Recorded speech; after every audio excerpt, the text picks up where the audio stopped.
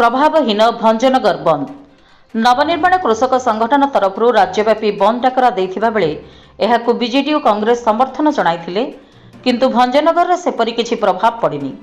सकाळु सकाळु भंजनगर बस स्टाण्ड रे बस चलाचल करुनथिला एवं भंजनगर सहरर किछि पेट्रोल टैंक बंद रहिथिला। सेहिपरि किछि शिक्षानुष्ठान बंद रहिथिबा बेले दुकान बजार किछि बंद थिबा बेले किछि दुकान खोला थिला। नवनिर्माण कृषक संगठन को कांग्रेस समर्थन देवा सह जिला सभापति मानकु राज्य कांग्रेस सभापति निर्देश देइथिले सुद्धा भंजनगर एहार व्यतिक्रम देखा देइछि।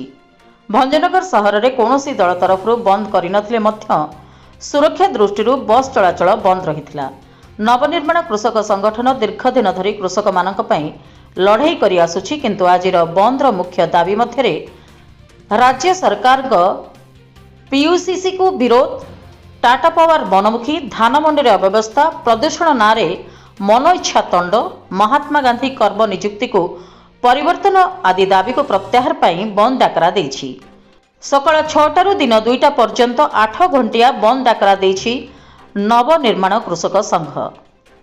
भंजनगर पुरुषोत्तम महापात्रଙ୍କ रिपोर्ट, जन अधिकार लाइव।